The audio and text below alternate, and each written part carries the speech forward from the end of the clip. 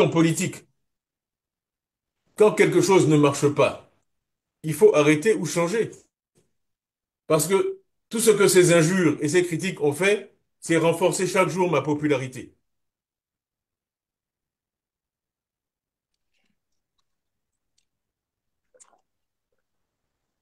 Parce que, après tout, vous Oui, m'avez élu, c'était un grand acte de confiance qui m'honorait.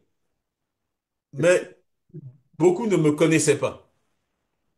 Et l'avantage paradoxal de toutes ces attaques, c'est que ça a permis à beaucoup de découvrir ma personnalité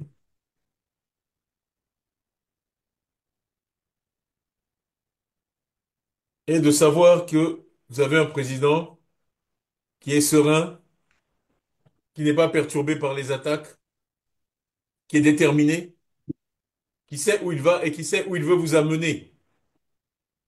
Parce que moi, ce qui m'importe, c'est la victoire. Ce n'est pas d'humilier Pierre, Paul ou Jacques.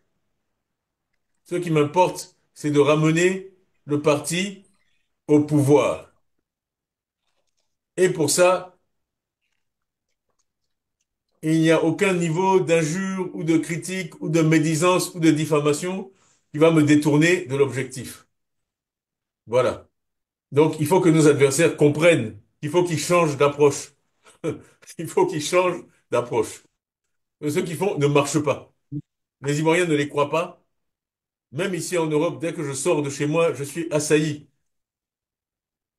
Non seulement par des Ivoiriens, mais même par aussi des non-Ivoiriens qui partagent notre combat, qui partagent nos valeurs, qui savent le combat qu'on mène, qui est important pour l'Afrique. Je ne sais pas si vous l'avez vu, mais hier, il y a eu une lettre dans le Financial Times qui était signée par Paul Collier, mais aussi Fukuyama, qui est un des plus grands historiens vivants. Aussi Timothy Garton Ash, qui est le patron des études européennes à Oxford. Tous ces gens-là critiquant l'attitude actuelle du régime et me soutenant et disant que mon élimination à l'élection ne peut conduire qu'à de l'instabilité pour l'Afrique. Et je pense qu'aujourd'hui, beaucoup comprennent ça. Donc, ce n'est pas le moment de faire un long discours, mais je voulais vous dire que, comme je l'ai dit d'entrée, vous me manquez. Je, je suis vraiment impatient de vous retrouver. Je suis fier de ce que le PDCI vient d'accomplir. En 72 heures, je remercie tous les tous ceux qui ont collaboré, le comité électoral, le comité, nos anciens, le ministre d'État Bombay, et bien sûr, au premier rang, notre président intérimaire, Nkomo Mobio, que je vous demande d'applaudir copieusement.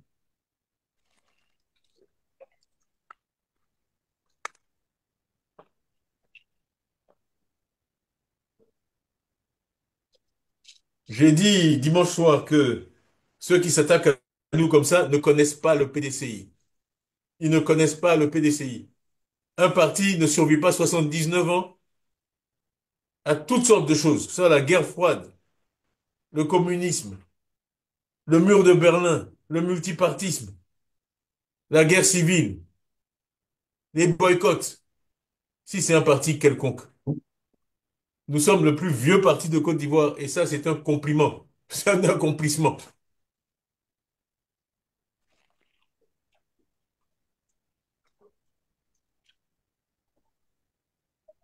Le PDCI ne partira jamais. Il était là hier, il est là aujourd'hui. Aujourd'hui, il y a Tidiane Thiam, demain, il y aura quelqu'un d'autre, mais on sera toujours là. La Côte d'Ivoire sans le PDCI n'existe pas. C'est pas compliqué. Et donc, ceux qui imaginent un PDCI réduit, un PDCI laminé, eh ben, ils se trompent. Et on va leur montrer qu'ils se trompent. Donc vraiment, merci à tous. J'étais en train de citer tous ceux qui ont contribué à ce succès. On aurait dit que le PDCI pouvait en 72 heures organiser un congrès extraordinaire éclaté de façon remarquable. Je pense que euh, il y aurait eu un certain scepticisme. Mais tout ça, ça montre la capacité du PDCI. Pour moi, à chaque fois qu'on relève un de ces défis, on montre aux Ivoiriens qu'on peut gouverner la Côte d'Ivoire autrement et qu'on va la gouverner avec compétence. Nous, quand on se lance un défi, on le relève. Voilà. Si vous regardez le président Houphouët-Boigny, le nombre de combats qu'il a menés où tout le monde était sceptique, et il l'a emporté.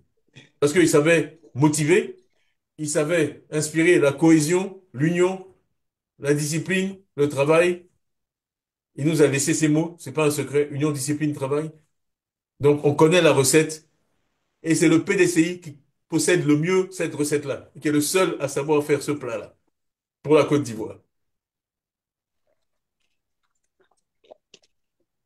Donc maintenant que je suis réélu, vous savez que la bataille n'est pas finie. Bon, nous on s'est préparé à une bataille des idées, programme contre programme. Il y a plus de 400 cadres PDCI qui ont travaillé sur notre programme avec notre frère Akossi Banjo. Nous avons beaucoup d'idées. J'en parle quand je fais des discours. Malheureusement, certains ont décidé de transformer une campagne électorale qui devait permettre aux citoyens de s'informer sur ce que les uns et les autres ont à proposer en des rendez-vous réguliers au tribunal. Bon, on n'a pas le choix. On n'a pas le choix. Donc, on s'adapte parce que on garde l'œil fixé sur l'objectif, qui est une alternance pacifique en Côte d'Ivoire, une véritable alternance qui amène tous ceux qui sont dans cette salle-là au pouvoir pour gouverner autrement.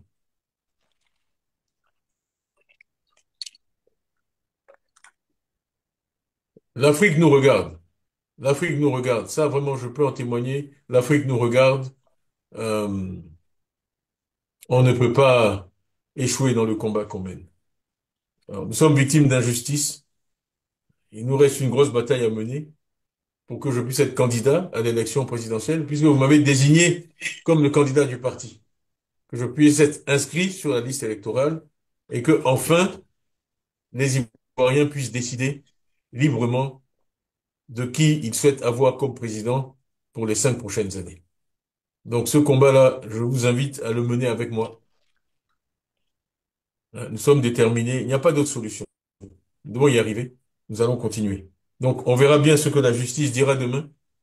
Nos avocats, il y a une audience le 15, puisque j'ai dit, nous sommes pris euh, dans ce cycle incessant de procès et d'audience. Mais au moins aujourd'hui, on a évacué un de ces sujets-là, puisqu'on disait que j'avais trompé le PDCI sur ma nationalité. La dépêche de l'AFP, Agence France Presse, qui annonce mon élection le 23 décembre 2023, la première ligne, vous pouvez aller vérifier, ça dit, l'Ivoiro-français Tidjane Thiam élu président du PDCI. Alors, qui ne savait pas que j'étais français? Donc, on réécrit l'histoire, on travestit les choses, ce n'est pas grave. Je pense que aujourd'hui, vous avez donné une réponse vraiment retentissante à tous ces gens. Je suis réélu avec une majorité absolument extraordinaire, 2 ans après la première fois. Vraiment, je suis ému, je vous remercie. Et je veux dire un dernier mot, parce que une des raisons aussi pour lesquelles je n'étais pas là aujourd'hui, c'est que nous avons eu une cérémonie funéraire pour le président Kopli Boni, ici en France. Donc, je suis allé auprès de sa veuve et la famille les soutenir. C'est un homme qui a été président seulement quelques mois, mais qui a joué, je crois, un rôle historique dans l'évolution de notre parti. Et donc, je me devais vraiment d'être là pour lui rendre cet hommage. Le moment venu, on fera les choses comme il se doit, conformément à la tradition. Mais il y avait une cérémonie importante aujourd'hui. Il y en aura une autre samedi, où le PDCI lui rendra hommage à Paris, si Dieu le veut. Et donc, je veux simplement saluer la mémoire du grand Ivoirien et du grand président du PDCI qu'il a été. Le PDCI n'est pas un parti d'ingrats. On voit beaucoup d'ingratitude aujourd'hui en Côte d'Ivoire, mais ce ne sera pas au PDCI. Donc, nous lui sommes reconnaissants et nous le remercions. Voilà. Donc, enfin, de nouveau, vraiment, des remerciements appuyés à notre aîné Nkumo Mobio qui vraiment a accepté avec zèle, ce sont ses mots lui-même, malgré son âge. Quand nous l'avons surpris avec cette idée, a accepté d'assurer la présidence par intérim sans hésitation, sans poser de questions. Vous l'avez vu au bureau politique. C'est ça le PDCI. Des hommes déterminés, des patriotes qui sont prêts à tous les sacrifices pour leur pays. Donc vraiment, de nouveau, merci, merci, merci à tout le monde. Moi, je continue ici mon travail. Demain, je serai à Bruxelles Parlement européen. Donc nous continuons le travail. Comment dire ça? C'est une partition que nous devons tous jouer. C'est très important. Les marches éclatées que vous avez faites sont très importantes, ont été très importantes, doivent continuer. Parce qu'il faut qu'on montre à tout le monde que toute la nation est mobilisée sur ce thème. Et que c'est un mouvement qui va bien au-delà du PDCI. Et c'est un message, plus il vient du terrain, plus il est fort, plus aussi c'est facile de faire du lobbying, des interventions ici pour que, à la fin, comme je l'ai dit, la Côte d'Ivoire ait une élection libre, légitime et reconnue par tous. Voilà. Donc vraiment encore, merci, merci. Je regrette vraiment de ne pas vous entendre. Je vous vois à chaque fois applaudir. Je ne sais pas ce que les techniciens peuvent faire, mais Dieu merci, je connais l'ambiance de cette salle quand elle est pleine et quand tout le monde est joyeux. Vraiment, ce soir, rentrez chez vous heureux. Vous avez rendu fiers tous nos devanciers. Vous avez rendu fier votre président que je suis. Vous avez rendu fiers tous nos aînés. Et une fois de plus, le PDCI a montré un exemple extraordinaire à la Côte d'Ivoire de ce que les Ivoiriens peuvent accomplir quand ils sont unis vers un même objectif. Donc vraiment, merci, merci, merci encore et à très bientôt. C'est fait et il faut que les débats soient derrière. Tidjane Cham a été réélu. Lui qui avait été élu avec 96% de voix a été 7 fois réélu avec 99% de voix. Ça veut dire que, comme lui-même l'a dit dans la vidéo, tout ce que vous avez eu à faire, en fait, n'a que renforcé sa popularité. Et au lieu que vous compreniez tout de suite d'aller dans le combat politique, vous allez décider de continuer. Parce que nous savons que demain c'est le 15, vous n'allez pas vous arrêter là. Mais acceptez que c'est le PDC et ses militants qui doivent choisir. Moi, je le dis souvent ici, ma Valérie Yapo, tu peux avoir raison dans un problème. Mais quand tu vois que la majorité des militants du parti ont adobé M. Tidjane Cham, bah, accepte. Ça s'appelle de la démocratie pure et simple. C'est de la démocratie pure et simple. Quand tu es un démocrate et que tu te rends compte que dans le parti politique où je suis, même si ce qu'ils sont en train de faire n'est pas juste, mais le fait que la majorité des militants du parti disent que c'est eux qui ont choisi celui-ci, bah tu t'alignes parce que la majorité l'a désigné. Mais quand tu persistes, quand tu signes, quand tu insistes, ça démontre à suffisance que ton combat n'est pas juste. Ça démontre à suffisance que tu es payé par le parti au pouvoir pour déstabiliser le monsieur. Il faut qu'on soit clair. Au PDC aujourd'hui, personne, aucun homme politique ne peut venir fa avec Tidjane Cham et dire qu'il va gagner. Aucun. Aucun. Personne ne peut venir fa avec Tidjane Cham et dire qu'il va gagner les élections au sein du PDCI. Parce que les militants l'ont choisi. Tous l'ont choisi. C'est parce qu'ils l'ont choisi que le RHDP tremble face à lui. Je vous l'ai toujours dit. Remarquez très bien. Quand un adversaire politique fait trembler M. Alassane Ouattara, ça veut dire que Ouattara a peur de celui-ci. Alors, même moi, qui n'ai pas un pro-PDCI RDA, je veux vous dire que le monsieur fait peur. Il fait peur. On n'a pas besoin d'être un pro-PDC pour reconnaître que Tidjane Cham fait peur. Il fait peur. Parce que les mêmes attaques qu'il y a contre lui sont les mêmes attaques que le président Laurent Gbagbo subit tous les jours. Ils ont tout fait. Ils ont même arraché le FPI au président Laurent Gbagbo. Ils ont tout fait pour déstabiliser le monsieur. Ils ont même voulu tuer le monsieur.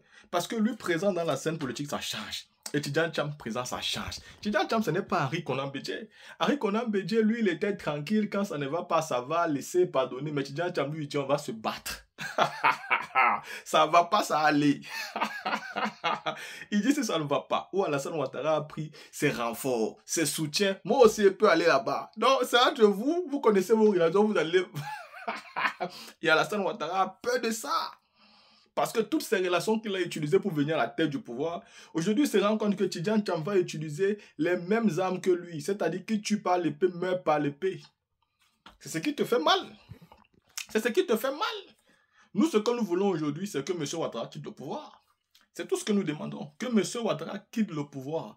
Parce qu'il ne mérite pas d'être là. Il a tué pour être là. On peut tout reprocher à Tidjane Cham. Tidjane Cham n'a jamais tué pour prendre le pouvoir. En tout cas, à ce que moi je sache, le monsieur n'a jamais rien fait de mal. Donc, contrairement à Alassane Ouattara qui a tout fait de mal, Tidjane Cham, c'est un ange. Donc aujourd'hui, Tidjane Cham a été réélu à 99%, que le PDCI tourne la page aujourd'hui sur les débats puérils et que le PDCI se tourne maintenant vers le vrai combat, parler de projets politiques, des propositions contre propositions, car les combats à venir sont plus rudes que celles qu'on vient de voir là. Et nous espérons que demain, le juge va comprendre que le dossier est vide maintenant et il va tourner la page.